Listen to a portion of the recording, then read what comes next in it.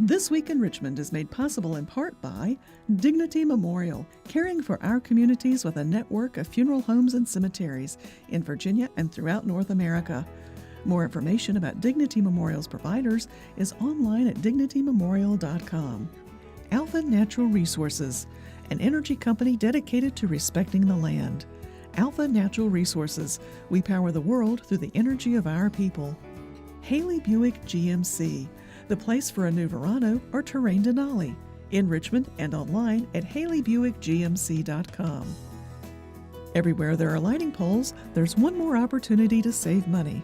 Intelligent Illuminations provides cost-effective wireless lighting solutions for roadway or area outdoor lights.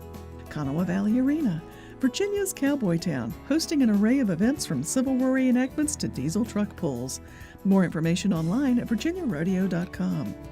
The Virginia Chamber of Commerce, the voice of the Virginia business community, working in legislative, regulatory, and political arenas to promote the free enterprise system. So what do you do? Information about getting involved in advanced technology careers, making everything from clean energy to life-saving medicine, is available at dreamitdoitvirginia.com. Additional support is provided by these sponsors.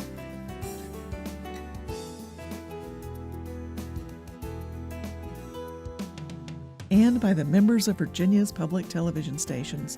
Thank you.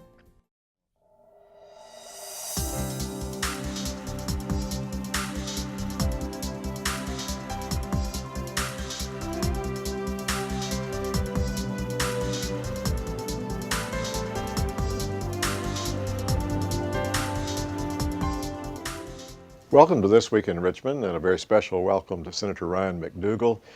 Served in the House of Delegates 2002, 2006, and now been in the Senate, Hanover County since 2006. Chair of the Senate Rules Committee, also serving on some other important committees, including the Finance Committee and Courts and Transportation.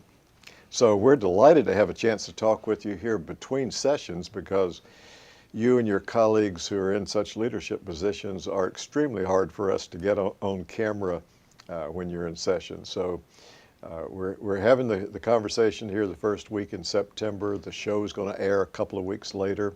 But really appreciate your being on. And you start with just telling folks about yourself, because those in Central Virginia clearly know you. Others who watch the General Assembly know you, but this program is going to be seen across the state. Well, thank you very much for having me, David. One of the great things about Virginia is that we're a part-time legislature. Yes. So it really adds to our schedule, because we all have to go and have real jobs, and we have to be out in the community doing our part-time job of being legislators as well. Had one of my colleagues actually keep math for the last couple of years, and has found that on no particular year has he spent less than 1,500 hours a year doing the part-time job of being in the legislature. So it is very time-consuming. But I started my career as a prosecutor before I was elected, and now practice law in the times when I'm not in session. But it definitely keeps us very busy, and it's been a challenge. I didn't mention also the other leadership position you have within the Senate Republican Caucus, and from your leadership in that area. And we're right here in the election season leading up to the November election, so we really want you to feel completely free to be the partisan and to talk about the upcoming election. And you're one of the ones fortunate not to be running. You're in the middle of your Senate term, but tell our viewers some of your perspectives on this upcoming election. Well, in Virginia, we do things differently than most states. Two of those things are: we don't allow the governor to succeed themselves immediately. They can take some time off and run for re-election. And we have an election every single year. So there's never a time when there's not an election going on. So this year being no exception to that. When we look at elections, they're always important. This year, every member of the House of Delegates is up for election or re-election, and then our 3 statewide offices are up. And in this particular year, none of the 3 statewide offices holders are running for re-election. So we'll have a slate of new candidates that are coming in. One in particular, we have couple members of the legislature running.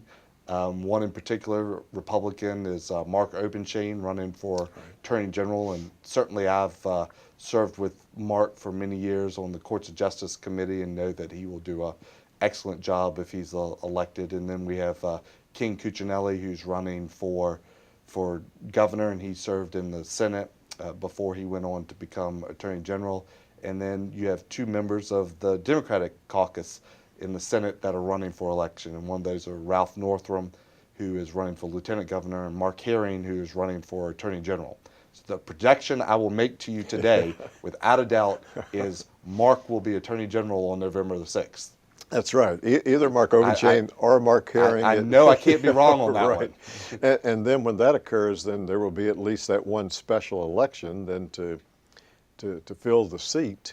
There will be at least one special election coming up because one of the Marks will win, without a doubt. So there will be at least one special election coming up that will take place sometime after November.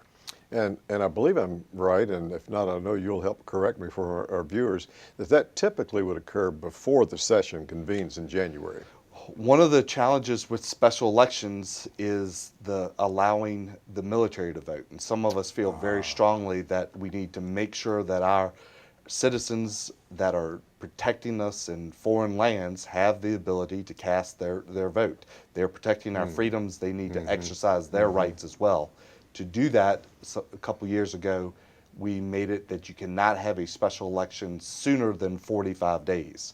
So it does take the Board of Elections to tabulate the votes and certify all the machines gave accurate reports. And if we have a circumstance where there's a recount or the election is very close, it could push that special election back some time.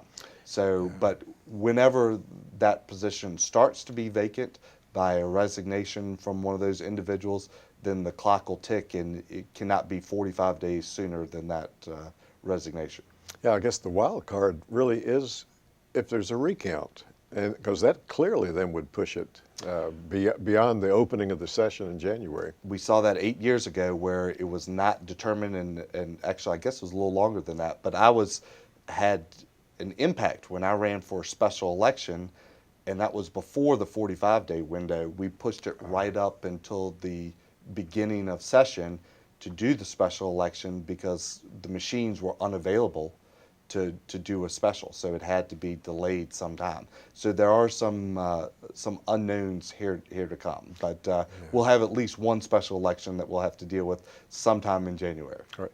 Some of our viewers who go way back, maybe not as far back as others of us, will remember special elections in the House before you began serving that were on the Tuesday before the House convened on Wednesday, and then some members weren't seated the next day, and it created some real problems in the House organizing at that time, because that was when the House was going to be 50-50 if every member had been seated. We will not have those issues on the Senate. Number one, that's not been the practice of how the Senate has operated. But number two, the way the Senate rules are constructed, we elect, unlike the House of Delegates where the Speaker appoints members to committees and appoints members to be chairman, we elect members to be on committees and elect them to be chairman. Those elections are for a 4-year term, and you cannot be removed except by your own desire. So if you announce you want to leave a position, then you can. And that protects Republicans and Democrats, that once you're elected to that position, you will be there for the 4 years. We are not reorganizing in the Senate because this comes in between an election, and there will actually be no reorganization until 2016 session. So it will certainly could have impacts, but the impacts will be somewhat minimal, unlike they were in the House back in those days. Right. Well, I think that you've clarified for our viewers what some of them may not know, and that is that the Senate rules are 4-year rules. And one of those rules is, I'm just repeating what you said, that you can't remove a member from a committee. So. And you cannot change the number of members on a committee.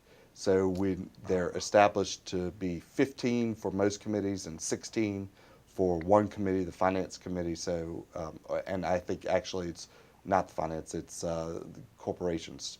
So you can't change those numbers in between the initiation of new rules. So those will be in place. So the committee memberships will change if you have a member leaving. There'll be some vacancies, but those changes will be minimal. They will not be wholesale. I hadn't thought about it until we were having a conversation, but you've had one member leave, and in a special election first week in August, now Senator Cosgrove is serving. So am I right in thinking that come January then, he would be elected to serve on certain communities? That is correct. If for some reason we came back to session beforehand, it could happen sooner, but the current schedule is that when session begins again for 2014, that's when we'll do the committee assignments for the vacant positions. Stick with us just a moment on this matter of whether you would come back into session. There's been controversy back and forth about that. Well, I shouldn't say controversy, there's been comments. Do you have a position about whether there's any need to come back into special session? The issue, reminding our viewers, the issue, some are saying that there ought to be some changes in the disclosure laws or whatever on that.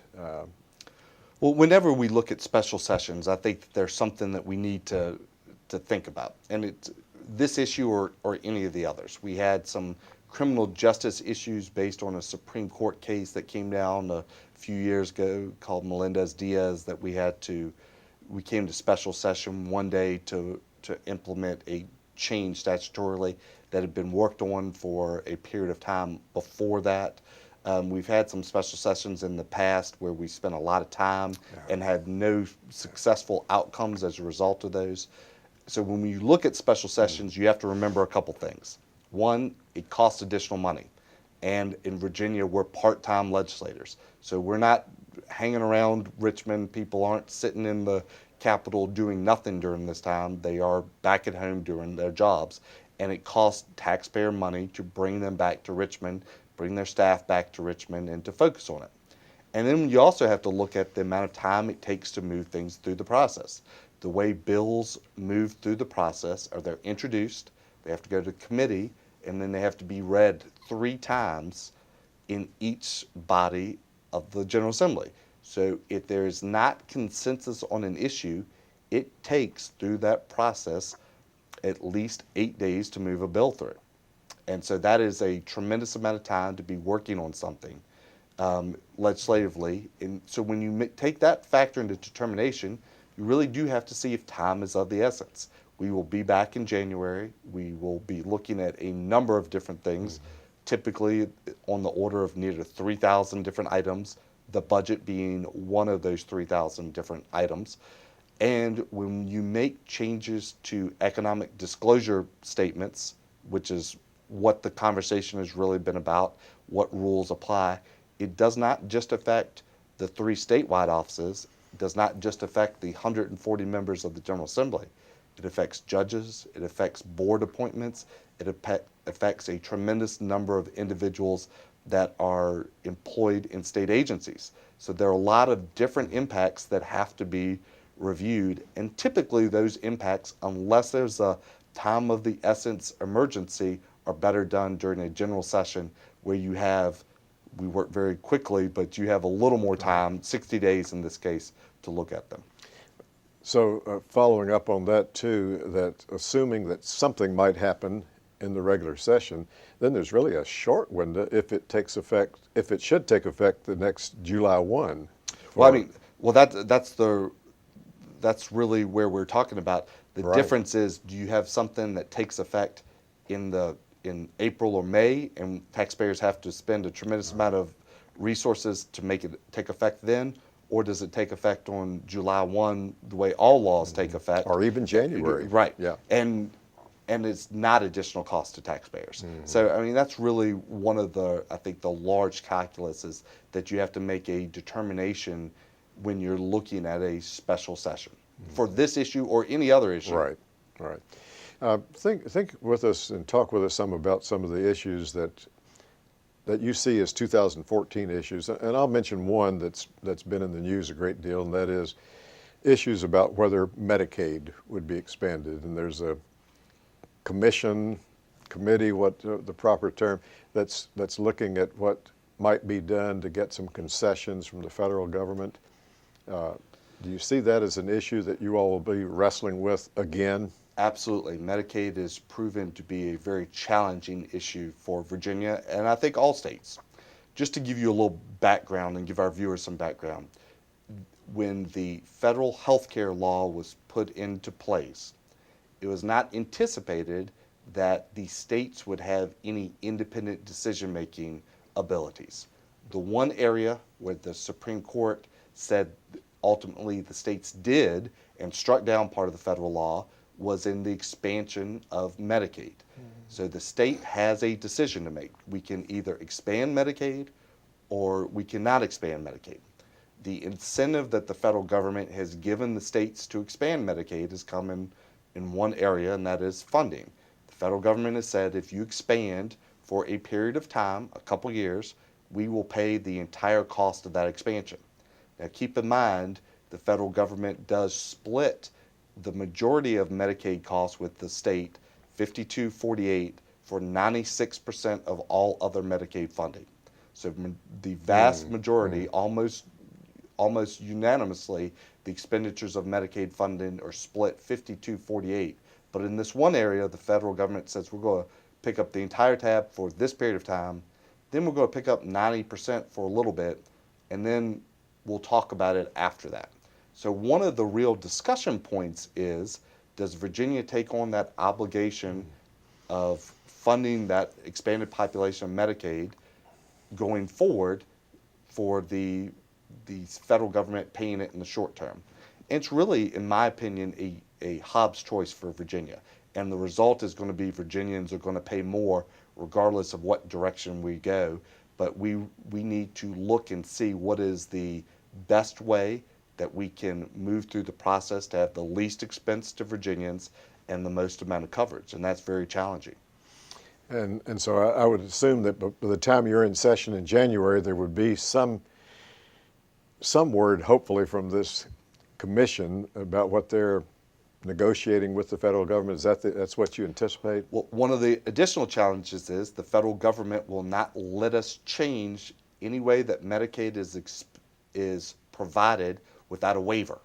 So one short example is right now when somebody has to go and receive medical services, there's transportation expenditures. Those can be very high, and right now taxpayers are on the hook if a person decides to take a cab to go get those medical services instead of the bus or having a friend or a neighbor or some other form of transportation. We can't change that. We can't change the payment on this by the state of those expenses without a waiver from the federal government. Those are the things that have been very challenging. So the commission is looking at what reforms or changes can we get the federal government to agree to, because we cannot make those without their permission. Puts Virginia in a very difficult choice, because we would make some of these changes on our own and then make the decision about whether to expand independently, but the federal government has tied them together.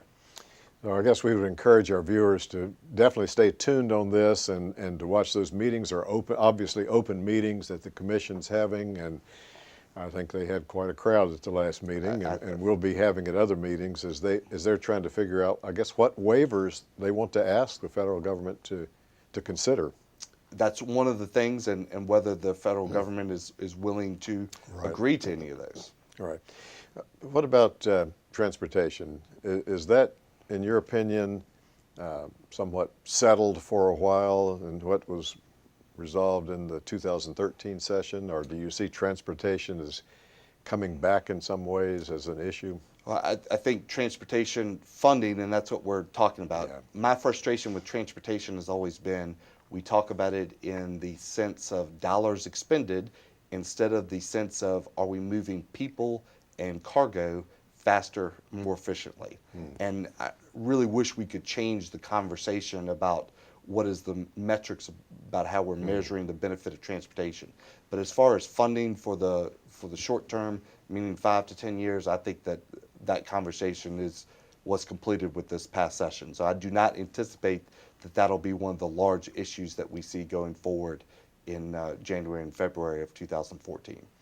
I'd remind our viewers that we're having a conversation on September 4th, and you and I were talking while we were getting our mics on about a front page article in the Richmond Times-Dispatch today that has to do with the Opportunity Educational Institute and the perspective from the Attorney General that it's, in his opinion, unconstitutional and that he wouldn't be defending the law that you all enacted.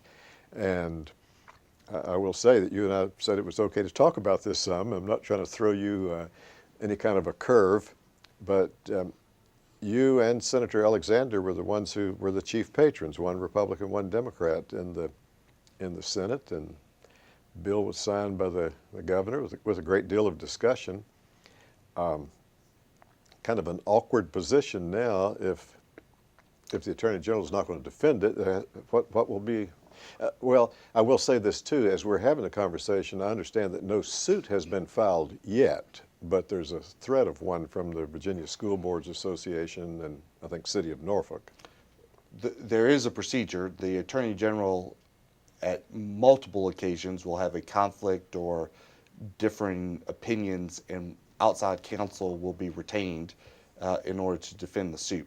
As far as what the suit is about, I think the Constitution is pretty clear. Article 1 of the educational section talks about the fact that the General Assembly shall provide a quality education for all students. And what we're really talking about are a small number, right now 4 school divisions that have had failing schools, some of them for greater than 8, 9, 10 years. So we're talking about students that have not been able to be in a school that is past accreditation for multiple years. And for you to be in that school and for the bill to even take into effect, it has to be at least 4 years. So we're not talking about a majority of schools or even a significant number. It's really a handful. And I do take my obligation on the Constitution very seriously, that the General Assembly shall provide that quality education. And when you look at the fact that you have failing schools, then we don't do anything as a legislature to fix that, then I'm not meeting my constitutional obligations. The other thing I would say is very interesting when you look at the creation of this bill and you look at the creation of other institutions, one being the Virginia Institute for the deaf and legally blind. That is a separate institution that was created out, and the legislation for this Opportunity School District was created on the same model as that. So it would be interesting to see if the willingness to defend the suit against another institution would be similar. But just like everything, it'll go through a process. Reasonable minds can have disagreement. But the one thing that I think we really should be focused on is the fact that there are children who are in schools that are not given the same opportunity to learn that all Virginians should expect. And I wish we were spending the same amount of effort and resources focusing on making sure those children were in a school that was accredited than focusing on filing lawsuits. Yeah, that's said by an attorney. Yes, right. Yes, and you make excellent points there about those who would be threatening to file, as well as concern. You know, back during the session on transportation issue, the Attorney General thought there was something that was problematic, and that came out, and you all fixed it in what the governor signed. So I think there are some, even as they're reeling with what the Attorney General has said, I'd wish that it had occurred while you were in session, if there was something that could have been addressed then.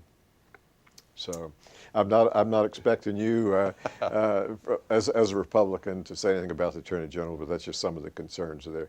We have another half minute or so. So anything else you'd like to tell our viewers? Well, just as you look forward to November, regardless of whether you're Republican, Democrat, Independent, it is important to exercise your right to vote. Virginians do have the unique opportunity to do that every year, Right. but exercising it means that the system continues to work. So please take advantage of that and continue to stay informed and educated on the opinions of all the candidates. Senator McDougle, thank you so much for being on This Week in Richmond. We look forward to having another conversation with you. Thank you, David.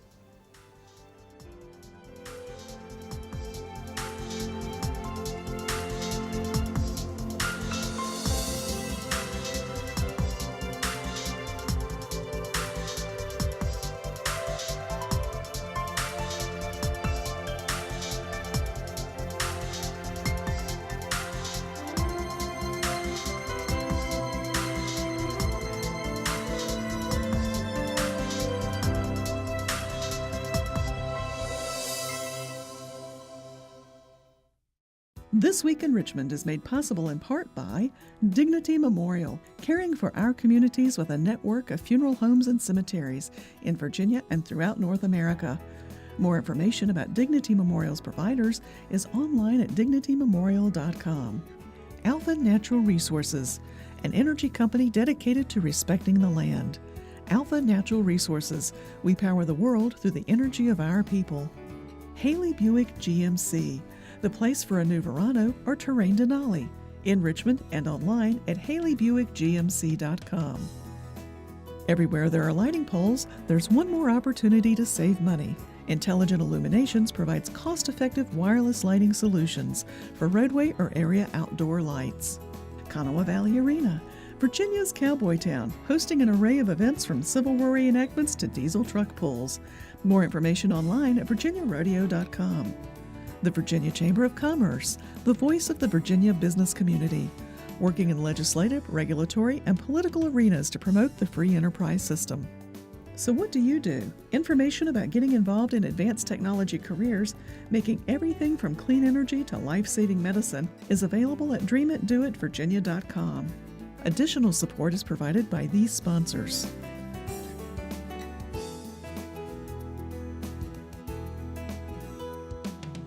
And by the members of Virginia's public television stations. Thank you.